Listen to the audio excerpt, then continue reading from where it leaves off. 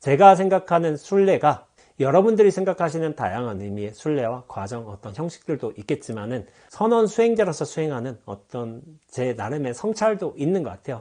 저와 함께 순례의 길을 한번 잘 가보셨으면 좋겠습니다.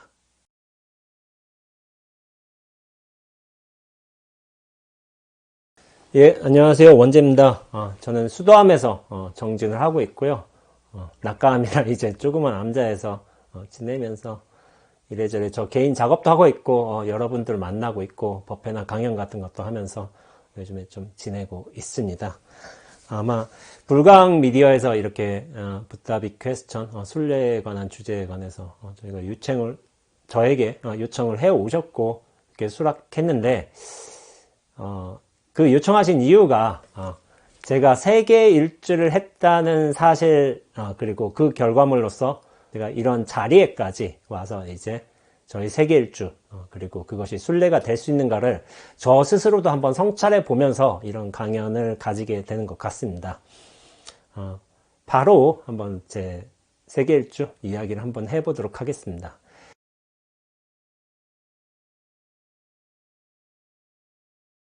제가 어느 강연을 통해서 이런 말씀을 좀 드렸던 적이 있는 것 같아요. 저는 돌아다니는 걸 좋아하지 않습니다라고 이제 공공연하게 말했어요. 사실 세계 일주를 떠나기 전만 해도 그리고 다시 한국에 돌아와서도 저는 돌아다닌 게 별로 없어요. 거의 절에 들어와서 나가지 않고 규칙적으로 삶의 패턴에 적응하면서 사는 게 저한테 굉장히 맞다고 느껴졌거든요. 그런데 이제 이게 좀 달라지게 된 경우가 있어요. 이게 뭐냐면은 작년에 차를 구매하게 됐어요. 왜냐면 법회와 강연이 많다 보니까 여 근처에 있는 이제 KTX 역까지 가야 되는 거예요. 근데 이제 콜밴비가 너무 비싼 거예요. 5만 원 정도 나오니까 왕복이면 10만 원인데 그러다가 누구 차를 얻어 타고 다니다가 결국에는 그런 생각이 들죠. 사람이 제가 아무리 승려라고 해도 사람이 나이 40이 넘어서 자기 살림 자기가 챙기지 못하면 조금 부끄러운 일이라는 생각이 들었어요. 그래서 결국에는 차를 구매하게 됐고 1년이 지나서 제가 이제 운행 거리수를 보니까 24,000km더라고요. 그러니까 24,000km란 걸 알게 된 한 보살님이 스님 앞으로 돌아다니는 걸 좋아하지 않습니다라는 말 취소하세요. 라고 이렇게 말씀하시더라고요. 그만큼 선화에서 굉장히 단순하면서도 규칙적인 삶, 그것이 어떻게 보면 수자의 삶인데 세계 일주는 어떻게 보면 진짜 큰 결심이었죠. 왜냐하면 세계 일주를 하면서 내가 예상치 못한 삶의 패턴들, 다양한 문화권들, 어떤 전혀 다른 습성의 사람들을 만나는 것이니까요. 그러니까 여기에 굉장히 큰 용기가 필요했지만은 제가 세계 일주를 시작한 34살에는 이게 참 맞아떨어졌던 것 같아요. 근데 한 가지 좀 난관이 있었습니다. 그 난관이 뭐였냐면은 바로 저희 은사스님, 전 조계종 종정이셨고 방장이셨던 법자전자 스님이셨어요. 왜냐하면 저는 알았거든요. 은사스님이 저의 세계 일주를 반대하실 거라는 거를. 그래서 제가 어떻게 잔머리를 굴렸냐면은 말을 안 했어요. 말을 안 해가지고 맨 처음에 아시는 분들이 있는지 모르겠지만은 어쩌면 이거를 말하면은 어차피 반대하실 걸 알기 때문에 모든 걸 다 세팅을 해놓고 난 다음에 나중에 은사스님한테 말씀드린 거예요. 스님, 저 앞으로 2년 정도 세계 일주를 다녀오겠습니다. 그러니까 노장님이 표정이 굉장히 안 좋으셨어요. 전 예상하고 있었죠. 당연히 1년 모시고 살아보면은 알아요. 그러면서 저한테 하신 말씀이 야, 너 세계 일주 하면 너 그게 뭐 좋을 줄 알지? 가면 고생만 한다. 이런 거예요. 그러니까 제가 그때 이제 물러설 수가 없는 거예요. 그러니까 예, 고생하는 거 알고 있습니다. 근데 제가 살면서 이렇다 할 만한 큰 고생을 안 해본 것 같아서 이번에 한번 해봐야 되겠습니다. 라고 이제 저도 초강조로 맞대응을 하게 된 거예요. 그러니까 노장님이 굉장히 기분이 안 좋으셨어요. 획 돌아서 앉으시더라고요. 그러셔서 그렇지만은 저는 그런 생각을 합니다. 어른 세대의 어른 스님이셨죠. 그런 분들이 겪은 어떤 삶의 모습 수행의 어떤 과정들이 있기도 하겠지만은 제 시대에 또 제가 치러내야 할 부분들도 있는 거예요. 그런 것에 대한 확신이 있었기 때문에 결국 제 살림을 제가 꾸려나가겠다라는 결심으로서 노장님의 어떤 반대에도 불구하고 그렇게 세계 일주를 갔던 것 같습니다. 그런데 앞서 말씀드렸다시피 돈이 좀 부족했어요. 그 당시에 세계 일주를 할 때 배낭여행자들이 보통 1년에 세계 일주 평균 비용을 얼마 정도 잡았냐면은 한 2,500만 원 잡았던 것 같아요. 2012년 기준으로. 근데 당시에 제가 이제 2년의 세계 일주면 턱없이 모자란 거예요. 이걸 어떻게 해결하지 하는데, 그런 어떤 원력이 있는데, 그런 원력이 있고 고민이 있으면은 어떤 법계가 그 인연들을 자연스럽게 보내주는 것 같아요. 제가 해인사에서 그렇게 시작을 하고 있는데 미국인 친구가 왔어요. 그러다가 해인사 장경판전에서 본 거예요. 그러다가 나 이런 세계 일주 계획 중이다. 근데 돈이 좀 부족할 것 같다 하니까 이 친구가 그렇다면 스님 카우치 서핑 이용해 보세요, 이런 거예요. 그래서 그게 뭐냐고 하니까 전 세계 어디든지 가면은 카우치 서핑 회원이 있으면은 합의만 되면은 그 집에서 무료로 지낼 수 있고 무료로 그냥 친구들과 같이 밥도 먹을 수 있다는 거예요. 그러니까 저는 깜짝 놀랐어요. 홈스테이 개념인데 그게 어떤 조직의 형태로 커뮤니티가 있다는 거예요. 그래서 제가 막 찾아봤죠. 그러니까 카우치 서핑이 있는 거예요. 그래서 얼른 회원 가입을 하고 거기 카우치 서핑의 활동을 시작하게 됐습니다. 원래 카우치라는 게 그 집에 있는 소파를 뜻하는 거예요. 소파. 그리고 서핑이라는 게 뭐냐면은 검색하다, 찾는다의 뜻을 가지고 있어요.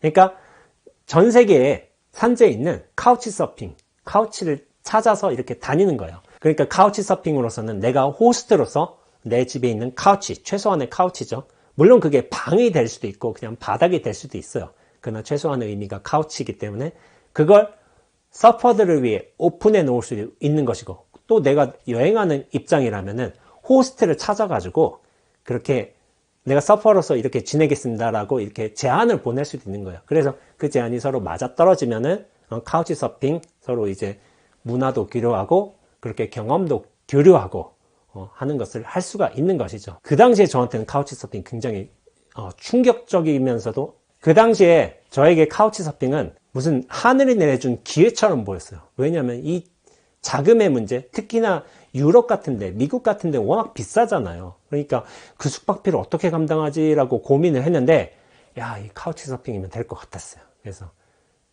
그래서 제가 카우치 서핑을 시작하기 전에 제가 먼저 호스트를 해봐야 되겠다고 생각을 했어요.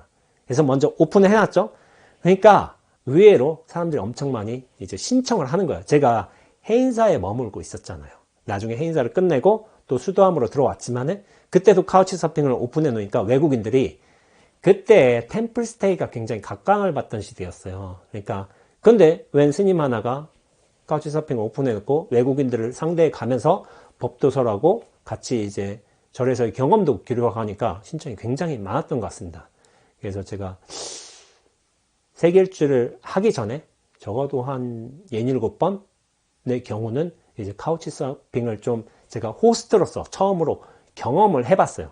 근데 이제 그렇죠. 앞으로는 제가 서퍼로서, 손님으로서 그렇게 경험을 할 거지만 미리 연습도 해보고 저도 약간 좀 치러낼 건 치러내야 된다. 그런 생각으로 해보면서 많은 걸 좀 배우고 느꼈던 것 같습니다. 이제 세계 일주 동안에 제가 서퍼로서 하게 된 경우가 보통 제가 따져보니까 한 45번에서 50번쯤 사이쯤 되더라고요. 생각해보면은 서퍼로서 굉장히 좋은 숙소에 간 적도 있었고 굉장히 열악한 숙소에 간 적도 있었어요. 좋은 숙소 같은 경우에는 어떻게 됐냐면은 네덜란드 정신과 의사분이 계셨어요. 그분이 자기 집으로 오래요. 근데 자기 집이 두 채인 거야. 2층이 집 한 채고 3층도 집인 거야. 근데 저한테 3층을 주시더라고요. 저 그래서 무슨 강이 보이고 무슨 암스테르담 시내가 다 보이는 완전 정경 좋은 테라스도 있고, 그런데 집을 주신 거예요. 이거 손님방이라면서. 그러면서 원래는 안 하시는데 당신이 불교에 굉장히 많은 관심을 가지고 있으시고 또 불교를 연구하시고 또 불교가 어떻게 보면 마음심자 하나로 귀결이 되기 때문에, 그래서 궁금해서 그렇게 하셨다는 거예요. 그리고 안 좋았던 경우는 파리에 유학하는 어떤 학생이 있었어요. 학생이었는데 조그만 집이었는데 이제 너무 작아가지고 침대 내려놓고 그 옆에 틈이 좀 나는 거예요. 거의 이불 조금 한 1인분도 안 될 만한 그 크기였는데 거기다 이불 깔고서 이제 쪽잠을 잤던 기억이 있어요. 그렇게 좀 힘들었던 상황도 있죠. 그래도 그 친구하고 굉장히 좀 재밌게 불교에 관해서 이야기도 하고 했던 것 같습니다. 근데 사실은 카우치 서핑이 유럽에서 또 이제 선진국에서 굉장히 활성화됐지만은 이게 들어가기가 굉장히 힘들다고 해요. 근데 동양 남자는 그 제일 마지막 순위에 있다는 거예요. 근데 저도 알고 보면 동양 남자잖아요. 동양 남자인데, 근데 제가 어떻게 보면은 제일 1순위로 딱 치고 올라가는 경우가 있어요. 그게 뭐냐면은 제 신분 때문에 그런 것 같아요. 제가 스님이잖아요. 특히나 젠 몽크라고 해서 제가 그렇게 소개를 했는데 선수행에 관련이 있고 불교에 관련이 있고 관심이 있고 또 명상에 관심 있는 분들은 실제 한국에서 선수행을 하는 스님이 유럽에 암스테르담에 파리에 이렇게 찾아온다 하면은 굉장히 관심을 보이는 분들이 많았던 거예요. 그래서 어떻게 보면은 저는 굉장히 특혜를 받으면서 이런 카우치 서핑을 많이 했던 것 같습니다. 특히나 유럽에서. 제가 그래서 이것을 뭐라고 표현했냐면은 몽크 어드밴티지라고 표현했어요. 저는 카우치 서핑으로 인해서 굉장히 많은 혜택을 받았던 것 같아요. 근데 이제 그 혜택, 제가 열악한 상황이라서 자금적으로 그렇게 혜택을 받기도 했지만은 실제로 유럽에 있던 친구들은 저와 이제 수행에 관해서 이야기를 나누고 자신들의 어떤 수행 상태라든지 아니면 불교에 대한 이해라든지 그런 것들을 많이 경험을 교류했던 것 같아요. 이렇게 카우치 서핑이 두 가지에서 좋은 거예요. 무료 그리고 교류. 그렇게 하면서 제가 한국에서 준비해 간 것이 있었는데 영상이 두 가지를 꼭 준비해 갔어요. 그게 뭐냐면은 백담사 묵음선언의 다큐멘터리가 있어요. KBS에서 촬영한 건데 실제로 제가 거기에 나오거든요. 그러면서 우리 한국세인들은 이렇게 선언해서 정진을 한다. 이런 것을 자료 화면으로 보여줄 수 있는 거예요. 그러니까 사람들이 깜짝 놀란 거예요. 야, 이렇게 용맹정진하고 잠도 안 자고 이렇게 서로 이렇게 좀 죽비로 맞아가면서 이렇게 정진한다고 깜짝 놀라요. 그러면서 또 하나 준비한 영화가 있었는데 타계하신 이제 김기덕 감독님의 봄, 여름, 가을, 겨울 그리고 봄이라는 영화였어요. 이게 특별한 이제 나레이션 없이도 영화를 보면서 이런 걸 다양한 인간의 어떤 경험이라든지 고뇌라든지 그러면서 어떤 순환의 진리라든지 그런 걸 느낄 수가 있잖아요. 근데 많은 친구들이 이미 봤다고 하더라고요. 그래서 제가 프로필 사진으로 가장 많이 썼던 사진이 뭐냐면은 이렇게 고양이 이렇게 안고서 이제 법문하기 전에 장면이었던 거예요. 그게 사실은 태국의 치앙마이에 마인드풀 팜이라는 데가 있어요. 이제 마음챙김 농장이라는 데였죠. 한국말로 하자면은 거기서 이제 비난이라는 이제 농장 주인이 예전에 스님이었어요. 스님이었지만 다시 환속해가지고 거기서 농장을 운영하고 있는데 마인드풀 팜 일보러 가셔야 되는데 저한테 저녁 법문을 해달라고 한 거예요. 원래는 이제 피난이 하는데 그 전에 제가 이제 법상에 앉아가지고 고양이를 이제 만지면서 이렇게 저녁 법문을 하기 전에 외국인들 한 8명, 9명 정도 모였을 거예요. 그렇게 하기 전에 사진이었어요. 그 당시에 이제 친구들에게 우리 묵음선언에서 정진하던 기본선언 선생님들 모습도 보여주고 한국 영화도 보여주고 굉장히 좀 좋았던 기회 같았습니다.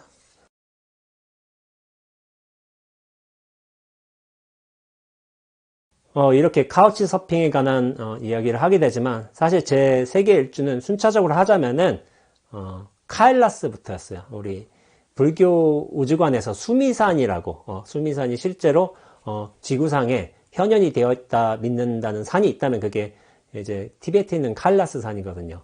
제가 이 카일라스 산에 대한 사진을 한번 봤다가 엄청 좀 큰 느낌을 받은 적이 있어요. 사형 스님이 찍은 사진이었는데 이게 그런 느낌이었어요. 산을 본 게 아니라 어떤 거대한 인격을 마주하는 것 같은 느낌을 받은 거예요. 그런 느낌을 받은 이후로 제가 나 여기 꼭 한번 가봐야 되겠다 그런 생각을 했어요. 그래서 카일라스 산이 저한테는 순례의 제일 첫 목적지가 되었던 거예요. 근데 이게 참 재밌는 거예요. 이렇게 모든 걸 다 준비를 마치고 이제 카일라스 산으로 떠나는데 제가 이제 중국으로 가야 되잖아요. 청도로 먼저 갔는데 인천에서 근데 게이트 번호가 굉장히 인상적이었어요. 게이트가 108번이었어요. 108번. 근데 108이라는 숫자를 여러분도 아시겠지만은 이게 불교에서 얘기하는 이제 번뇌의 숫자예요. 번뇌의 숫자. 근데 야, 이게 번뇌의 숫자인가? 이런 생각이 드는 거예요. 좀 우연찮았죠, 사실은. 그게 의도적으로 뭐 무슨 108 번뇌를 의도하려고 그렇게 게이트 번호가 온 건 아니겠지만 저 스스로는 아, 이게 번뇌가 될 것인가 하는 생각이 들었어요. 근데 한편으로는 또 이런 생각이 들었어요. 108이란 게 사실은 우리의 안이비설신을 이제 빗대어서 거기서 이제 들어오는 과거, 현재, 미래, 총 합쳐서 108개가 된다. 이렇게 이야기도 하는데 저는 이제 선수행을 했잖아요. 선수행을 할 때는 또 무슨 말이 있냐면은 번뇌 즉 보리라는 말이 있어요. 번뇌가 곧 보리이고 사실 번뇌와 보리와의 차별이 없다라는 식으로 이런 식으로 딱 단언을 해놓은 어떤 구절이 있어요. 그러면서 내가 정말 수행을 잘 해 나간다면 이 108 번뇌가 중국의 나의 살림살이로서는 이제 108 보리로 들어올 수 있지 않을까 그런 좀 기대를 했던 것 같아요. 그러면서 세계 일주를 하면서 수행하는 그런 자세, 마음을 놓지 말자라는 차원에서 저희가 두 가지 결심을 하게 됐는데 매일매일 108배를 한다 이런 결심을 했어요. 실제로 했습니다. 108배를 하지 못할 때도 많이 있어요. 왜냐면은 그 호스텔 같은 경우 근데 도미토리에 있는데 어디 108배 하기가 마땅치가 않아요. 그러면 이제 그럴 때는 제가 금강경을 일독하는 걸로 108배를 대체하기로 했습니다. 그리고 두 번째 약속이 뭐였었냐면은 항상 승복을 입고 다닌다라는 생각을 했던 것 같아요. 왜냐하면 승복이란 게 물론 저의 정체성을 보여주는 옷이기도 하지만은 내가 수행을 정말 잘 하면서 법에 맞는 도리로서 이렇게 수행자로서의 본분을 지켜가면서 산다면은 이 승복이 나를 지켜줄 것이다 라는 믿음을 가지고 있었던 것 같습니다. 실제로 2년의 세계 일주를 지나고 난 뒤에 보면은 승복을 입음으로써 굉장히 많은 혜택을 봤던 것 같아요. 그리고 알게 모르게 나쁜 경우에서 제가 좀 벗어나는데 도움이 되지 않았을까 하는 생각을 가지고 있습니다. 결국 그렇게 108번 게이트를 통과하면서 저는 수미산을 맨 처음에 순례를 하기 시작했고 그 다음에 중국, 동남아, 인도를 거쳐서 유럽으로 들어가게 됐죠.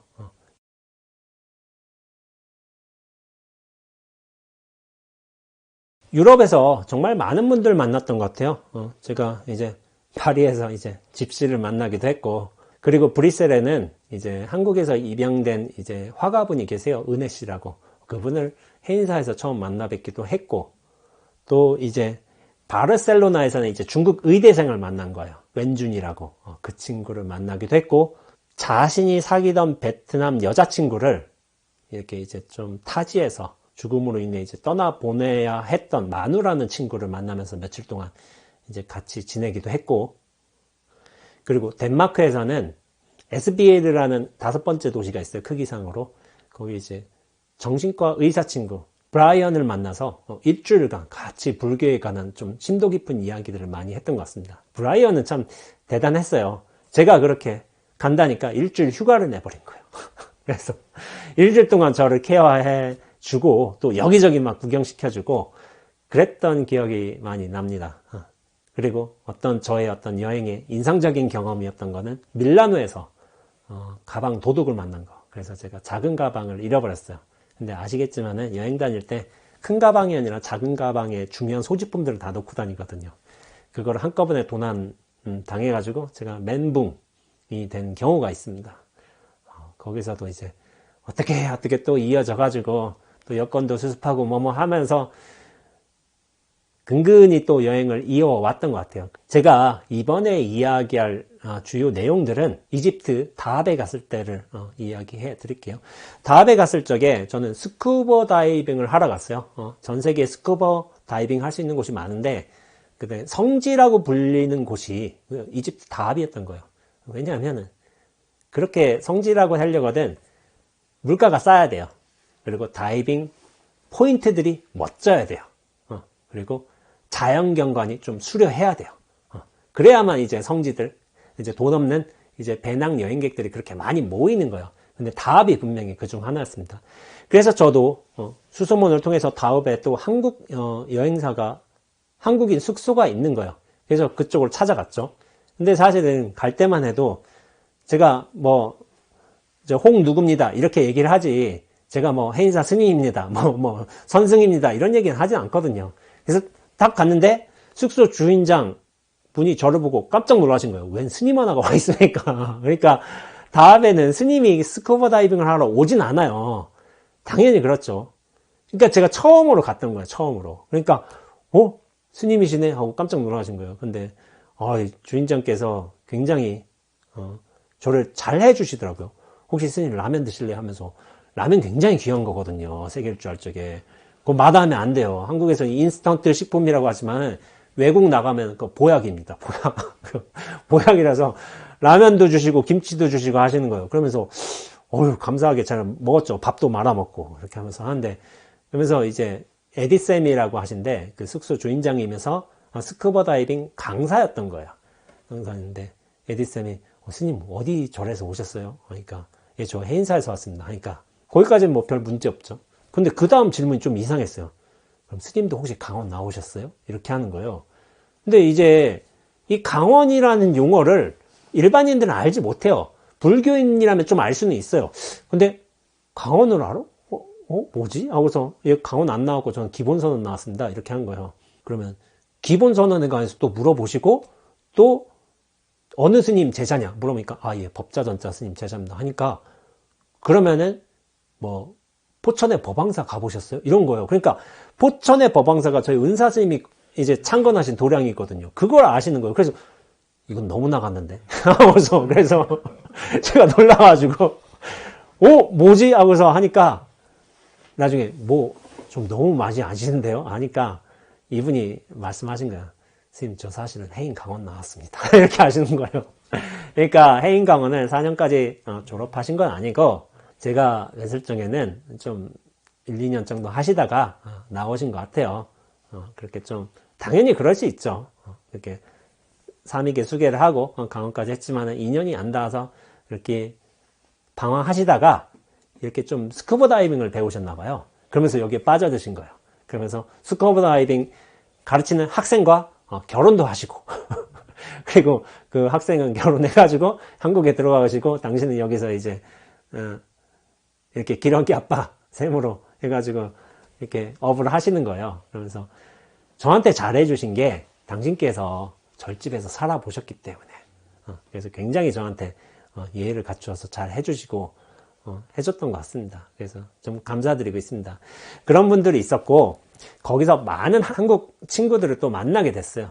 그러면서 그 친구들과 같이 이야기를 나누면서 많은 경험 교류를 했던 것 같습니다. 근데 제가 조금 아쉬웠던 게 있었어요. 제가 다합에 있을 적에 12월이었는데 12월 말쯤 되니까 또 크리스마스가 있잖아요. 근데 크리스마스를 이 사막의 그 메마른 곳에서 지내는 게 좀 아쉽다는 생각이 들더라고요. 제가 사실은 세계 일주 당시에 2012년도에 크리스마스는 이제 라오스의 방비행에서 있었어요. 방비행 가보신 분들은 아시겠지만 거기는 좀 더운 나라예요.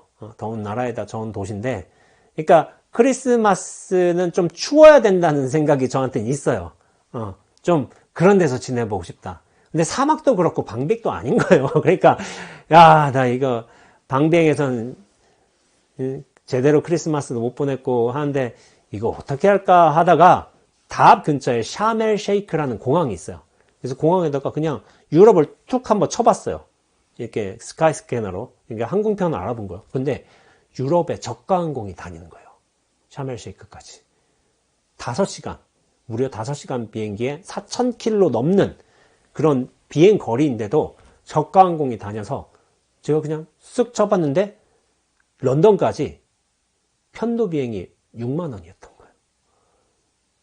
그리고 돌아온 날 비행 티켓도 다시 예매해봤는데 12만 원인 거예요.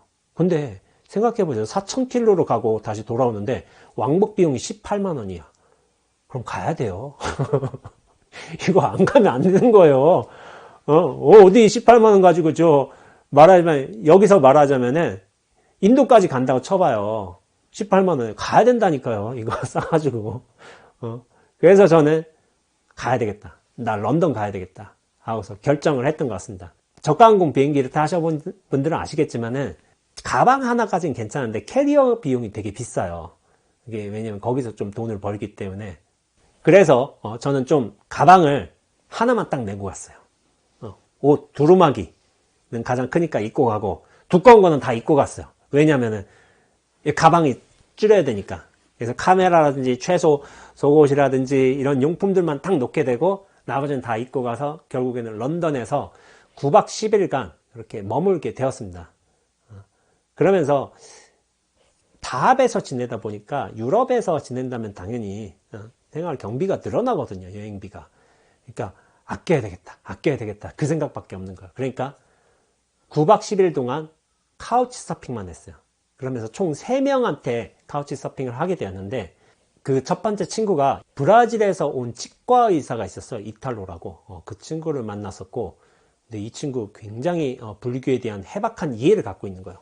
불교에 대한 굉장히 어려운 논서들을 막 엄청 읽고 거기를 다 이해하고 있어요. 근데 사실 저는 영어를 그렇게 잘하지도 못했고 그 친구가 말하는 걸 어느 정도 이해는 하겠지만 제가 이 수준을 못 따라가겠더라고요. 그러니까 그 단어들, 용어들, 개념들을 제가 갖추지 못했던 것 같아요. 그러면서 여러 좀 경험적인 교류를 했던 것 같습니다. 그리고 두 번째로 만난 친구가 누구였냐면은 루마니아에서 온 영화 감독이었어요. 에드워즈라고.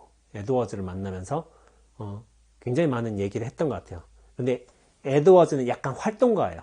요가를 굉장히 좋아하고 영화도 찍고 그리고 자신은 춤추는 걸 굉장히 좋아한다는 거예요. 그러면서 어느 날 저 집에다 내려놓고 혼자 춤추러 가더라고요. 그래서 밤에 그냥 12시까지 혼자 있었나? 뭐 그랬던 기억이 있습니다. 굉장히 즐겁게 사는 친구였어요. 그러면서 하지만은 저한테 가장 기억에 남는 거는 크리스천인 이제 리처드였습니다. 사실 제가 런던으로 가고 싶은 이유는 뭐였냐면 크리스마스를 좀 이렇게 보내고 싶다는 생각도 있었지만은 사실은 한번 크리스마스 때 교회를 가볼까 하는 생각을 했어요. 근데 마침 카우치 서핑에 리처드라는 친구가 이런 조건을 내세운 거예요. 카우치 서핑으로 우리 집에 올 수 있다. 다만 조건이 있다. 2박 3일, 3박 4일의 기간 중에 반드시 일요일을 포함해야 되고 또한 여기 카우치 서핑에 온 서퍼들은 일요일 오후 예배에 참여해야 된다는 조건이 있었어요. 근데 사실은 그게 제가 원하던 조건이었거든요. 저는 한번 런던에서 영국인들은 어떤 크리스마스 모임을 할까? 어떤 예배를 보낼까? 그걸 제가 궁금해가지고 한번 가보겠다는 생각을 해봤는데 마침 리처드가 그런 조건을 내세운 거예요. 그래서 리처드를 그렇게 만나서 집으로 갔죠. 그러니까 방 하나가 있어요. 방 하나가 있는데 거기에 도미토리 침대를 6개를 갖다 놓은 거예요.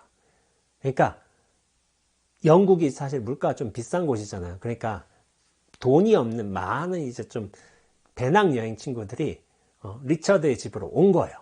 리처드는 후기도 엄청 많았어요. 몇백 개예요, 몇백 개.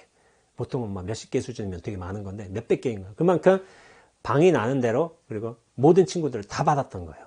그러니까 대부분의 친구들은 경비 절감의 목적으로 그런 리처드의 집으로 왔어요.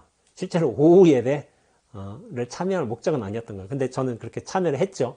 참여를 했는데 거기서 좀 독특한 점이 있었어요. 친구들이 웬 스님 하나가 이렇게 왔으니까 좀 불교에 관해서 좀 관심 있는 친구들도 있는 거 아니에요. 그러니까 저에 대해서 이렇게 불교에 관해서 묻는 거예요. 스님 하나가 아시아에서 왔으니까 실제 스님이니까. 그러니까 근데 제가 그 당시 친구들한테도 그렇게 얘기를 했어요. 리처드 개인의 집은 아니었고 리처드를 포함한 여러 이제 독실한 기독교 신자들이 모여서 같이 사는 곳이었단 말이에요. 그러니까 여기는 기독교 정신으로서 이렇게 기독교의 어떤 뜻을 펼쳐나가고 있는 곳이기 때문에 여기서 내가 불교에 관해서 이야기하는 것은 맞지가 않다고 생각한다. 왜냐하면 이들의 어떤 뜻과 어떤 방향성을 존중해주는 차원에서 불교 얘기는 안 하는 게 맞다. 만일 내가 친구들을 어떤 다른 뭐 도시의 호스텔이나 다른 여행지에서 만났다면은 분명히 내가 불교에 관해서 얘기해 주겠지만 지금은 이 장소, 이 시간은 아닌 것 같다는 식으로 제가 이제 좀 양해를 구했죠. 그러니까 친구들도 다 이해해 주더라고요. 그러면서 그때는 제가 불교에 대한 이야기를 하나도 하지 않았습니다. 하나도 하지 않았고, 근데 나중에 리처드가 제시한 조건대로 엘리펀트 앤 캐슬이라는 역이 있거든요. 그 역을 맞은편에 무슨 교회가 있냐면 메트로폴리탄 태버나클이라는 교회가 있어요. 그 교회에 가게 됐어요. 근데 원래는 오후 예배만 참여하면 됐지만 제가 리차드 나 오전 예배도 참여하고 싶은데 이렇게 한 거예요. 그러니까 오전 예배도 막 좋다면서 리차드가 데려갔어요. 근데 이제 오전 예배 끝나니까 리차드가 이런 말 한 거예요. 근데 스님 밥 먹어야 되지 않겠어요? 그러니까 밥 먹어야 되죠. 근데 우리 이 교회에도 한국인들 모임이 있다는 거예요.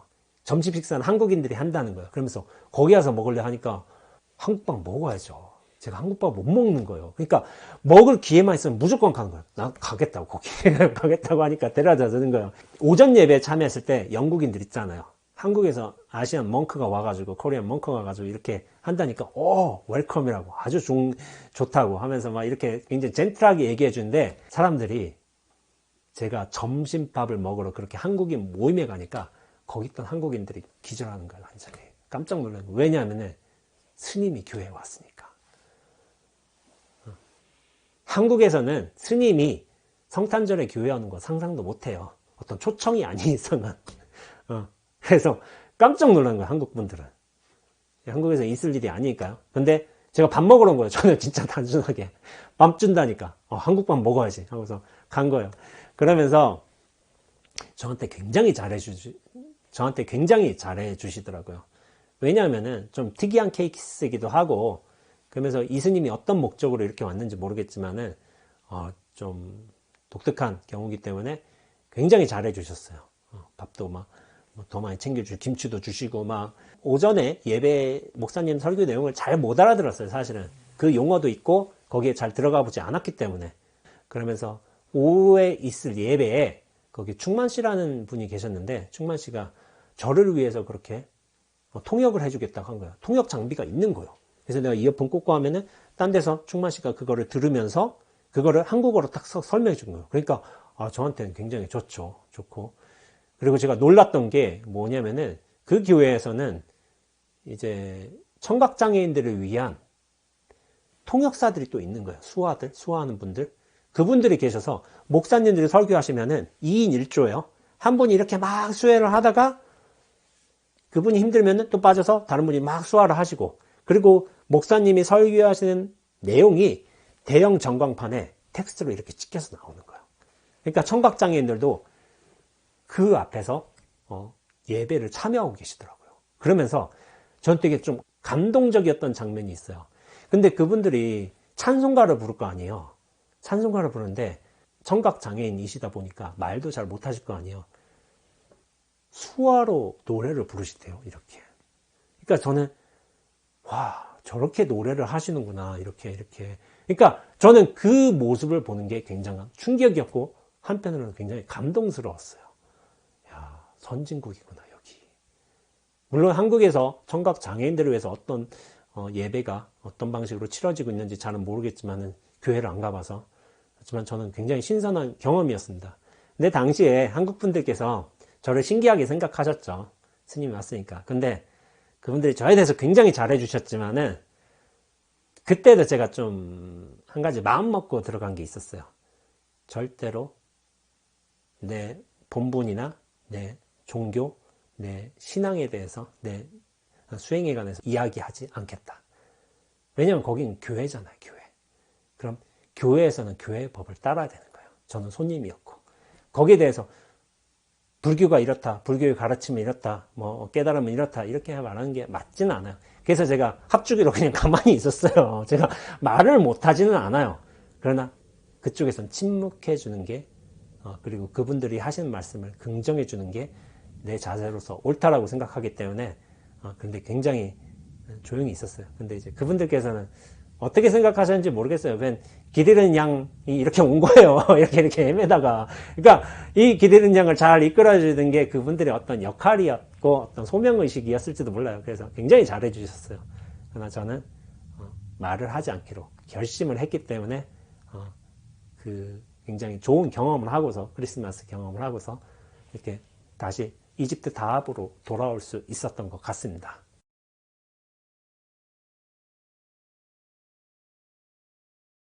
제가 이렇게 세계 일주를 통해서 사실은 수많은 사람들을 만났어요. 그리고 여러 좋은 경우, 안 좋은 경우를 다 겪어냈던 것 같습니다.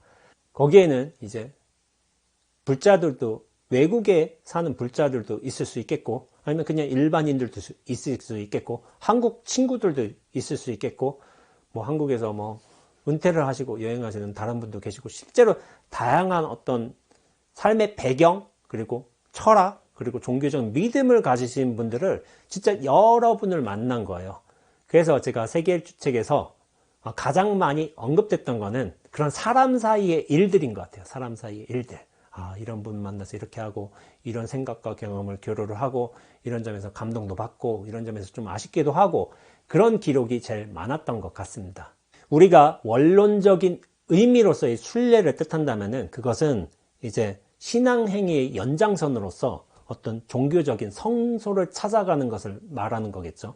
그러면서 신심을 돋구고 자신의 죄업을 참회하고 또한 자신의 기도 성취를 위해서 가는 그런 성스러운 여정을 순례라고 하는 겁니다. 그래서 대표적인 게 있다면 기독교인들이 예루살렘을 찾아가게 되고, 이제 이슬람교인들이 메카 순례를 하는 것이고, 또한 힌두교인들 같은 경우에는 이제 겐지스 강과 여러 이제 사원들을 찾아서 참배하는 것이겠죠. 우리 불교인들 같은 경우는, 티베트인들 같은 경우는 라사를 향해서 이제 오체투지하면서 그렇게 가시는 것도 많이 있겠고, 그리고 한국 분들 같은 경우에는 문수성지라든지 관음성지라든지 아니면 5대 복음 같은 데를 참배하면서 당신들의 어떤 신심을 고취시키고 그런 다져가는 것을 순례라고 보는 거죠. 그러면서 또 순례가 무슨 의미가 있냐면은 불교를 부처님 법을 배우고 부처님 법을 배우러 가고, 그러면서 법, 진리, 깨달음을 얻고, 그리고 그런 법에 대한, 진리에 대한 깨달음의 징표로서 어떤 성스러운 물건들이나 경전들을 가져오는 것 역시 순례라고 할 수 있습니다. 근데 제가 생각할 땐 이래요. 물론 성스러운 장소를 찾아가고 그렇게 신심을 고취시키고 자신의 어떤 감동을 받고 하는 것도 중요하지만은 그 중심에는 법과 깨달음이 있어야 한다고 생각하고 있습니다.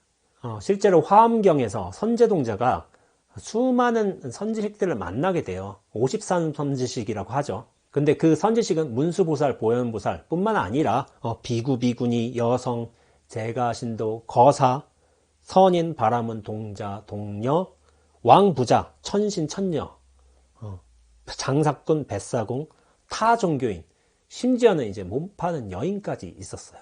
선지식이 어떻게 한 사람뿐이겠어요? 불교인만, 불교의 깨달음만 얻은 사람만 그렇게 선지식인 게 아닙니다. 그러면서 그런 여러분들을 찾아뵙고 기다리고 그렇게 법을 들어가는 과정들, 그리고 그 깨달음의 내용들, 설법의 내용들이 결국에는 화엄경이라는 거대한 경전을 이루게 된 거죠. 그리고 이 여정이, 수많은 선지식들을 찾아가는 여정이 경전이 될 수 있었던 것은 그런 설법과 깨달음이 있었기 때문에 가능한 것입니다. 그래서 저는 순례에서 가장 중요한 것은 법과 깨달음, 이 두 가지라고 이야기하고 있습니다.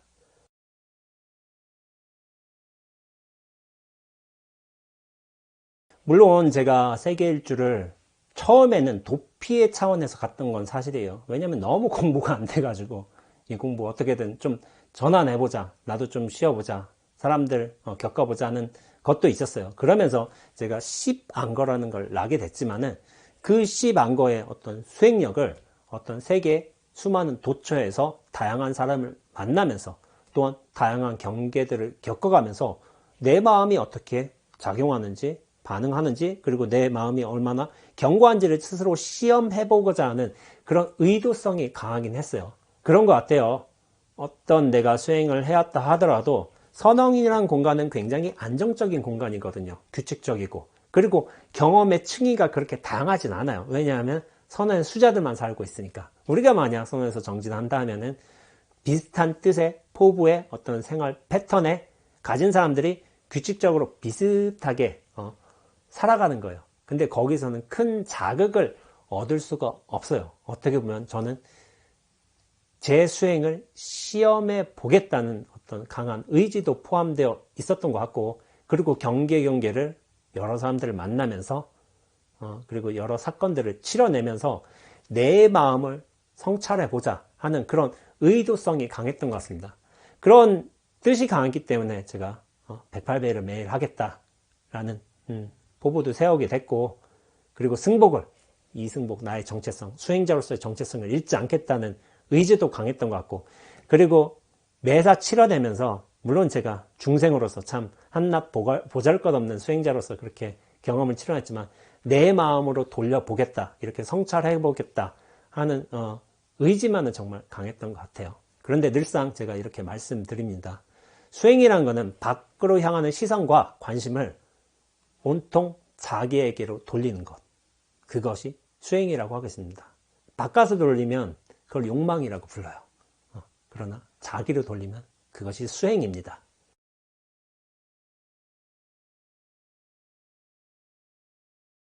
제 마음을 부단히 관찰하고 또한 나의 어떤 상태도 체크해 가면서 그러면서 저에 대해서 반성도 하고, 제가 참 못난 수행자라는 사실을 깨달으면서부터 그런 마음을 이어온 그런 이유 때문인지도 몰라도 제가 좀 세계일주를 하면서 한국에 돌아오면서 좀 특별한 경험을 하게 돼요.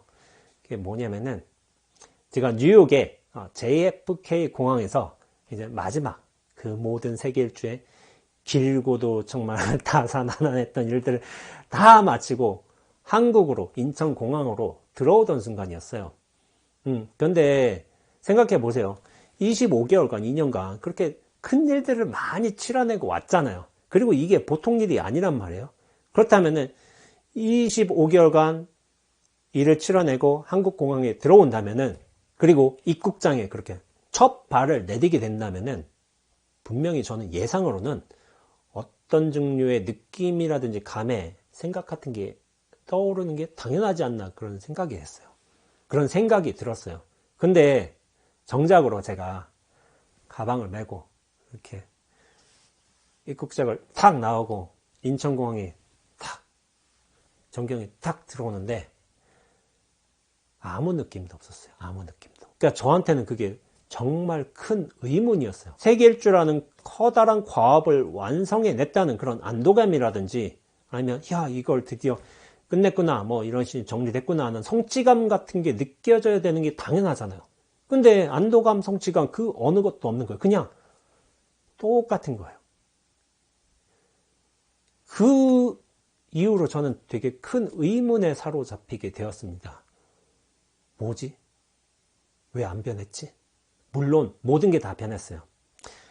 뉴욕에서 인천으로 바뀌었고, 뉴욕에서 오후 2시였던 시간이 서울에서 오후 7시로 바뀌었던 거예요.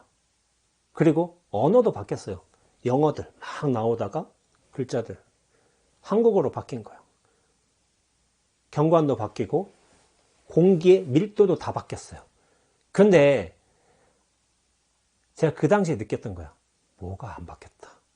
뭐지? 무언가 하나가 안 바뀌었는데 그거를 찾지를 못했어요. 그래서 저는 크나큰 의문에 사로잡혔던 것 같습니다. 그러다가 제가 몇 날 며칠을 나는 왜 이렇게 뭔가 변화가 없지? 무언가 안 바뀌었다. 이 의심에 사로잡히다가 나중에 이 안 바뀐 걸 나중에 찾게 됐어요. 나중에. 당신 못 찾고. 근데 그것이 뭘까요?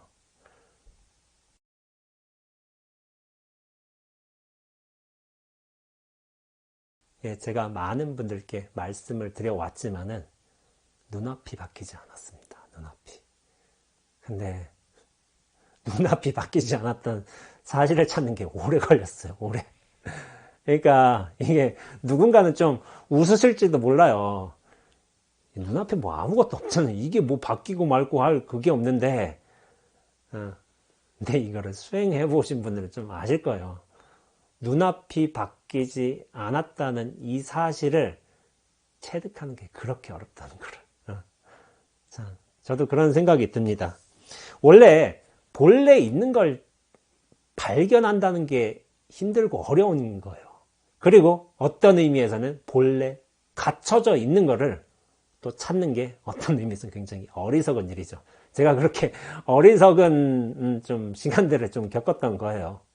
사실 눈앞이라는 것은 앞도 뒤도 없고, 그리고 찾을 수도 없고, 그렇다고 떠날 수도 없고, 그리고 얻을 수도 없고, 그렇다고 버릴 수 있는 것도 아닌데, 그것을 찾아낸 거죠. 그런데 찾아낸다는 말도 옳지는 않아요. 왜냐하면은 눈앞은 그렇게 항시 지금 여기로 있어 왔기 때문이죠. 제가 여러분들께 눈앞으로 사세요 이런 말씀을 많이 드리고 있습니다. 만일 나라는 존재가 이렇게 몸과 생각으로서 이렇게 중심과 실체로서 갇혀 산다면 그것은 제대로 존재하는 게 아닌 거예요. 만일 나라는 존재가 그렇게 몸과 생각으로서 중심과 실체로서 산다면 그거는 사실은 나라는 존재에 갇혀 사는 겁니다. 하지만 몸에도 머무르지 않고 생각에 기속되지 않는다면 그때는 몸과 생각을 써가면서 크게 사는 것이고 또한 온전하게 사는 것이고 또한 진실하게 사는 것이 됩니다. 그것이 바로 제가 말씀드리고자 하는 눈앞으로 사세요란 뜻입니다.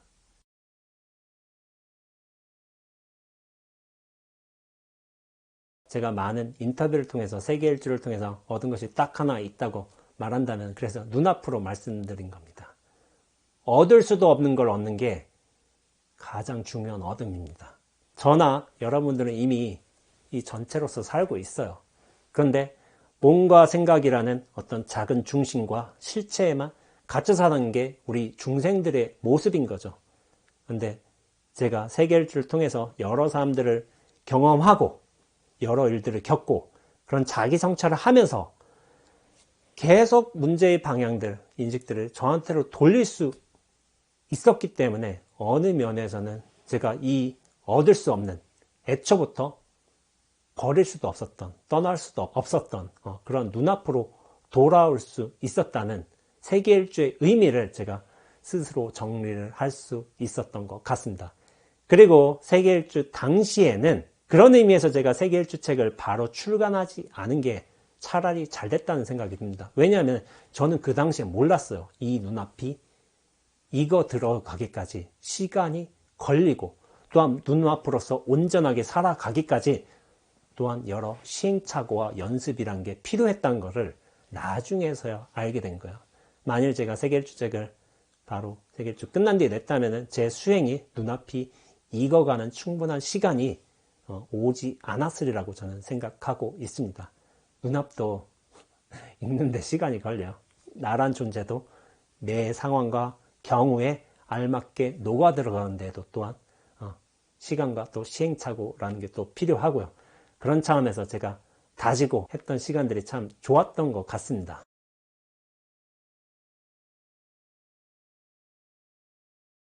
저는 세계 일주를 순례의 의미로서 시작하지 않았습니다. 절대로.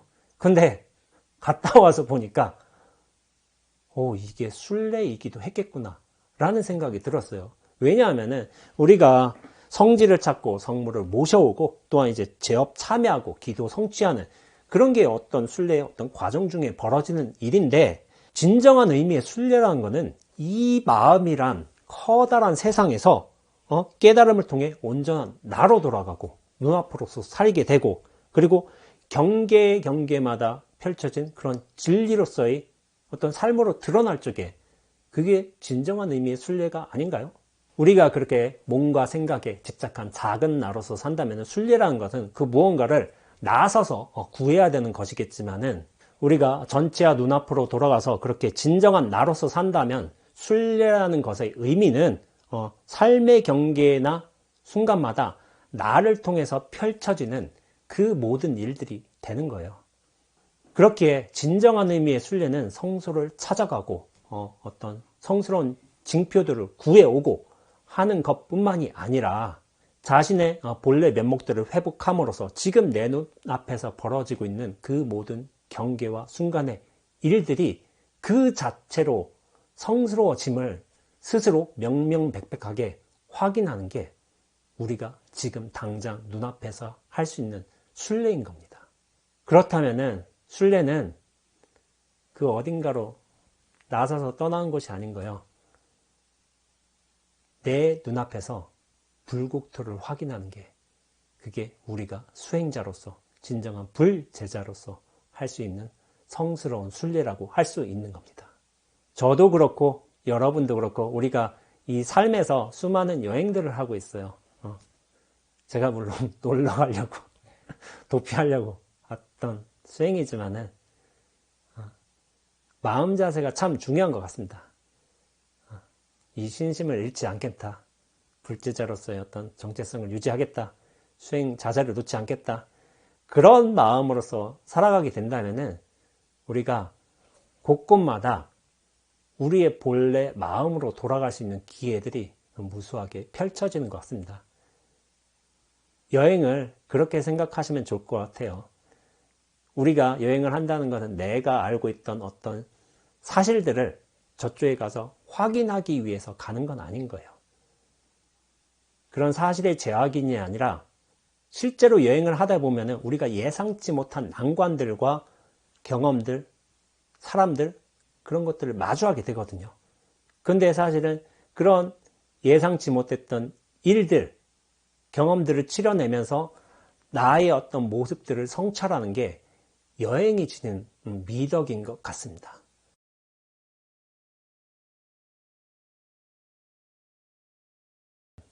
예, 제가 지금까지 세계 일주를 통한 순례의 의미를 그렇게 말씀드렸지만 진정한 순례라는 것은 이 마음 세상에서 자신의 어떤 본래 면목을 찾고 온전한 나로서 살아가는 게 우리가 불제자로서 할 수 있는 좋은 의미의 순례 같습니다. 어떤 이유에서인지 모르겠지만 우리는 이 마음 세상에서 같이 시간과 공간 경험을 나누면서 살고 있어요. 저도 제 방식대로 살고 있고 여러분도 나름대로의 순례를 하고 있습니다. 이 순례 과정에서 종국에는 진정한 자신을 찾고 그렇게 온전한 자신으로서 세상을 살고 좀 누릴 수 있는 그런 자기 자신이 되었으면 좋겠다는 이제 말씀을 드리면서 이번 순례에 관한 강연 마치도록 하겠습니다. 예, 오랜 시간 시청해 주셔서 감사합니다.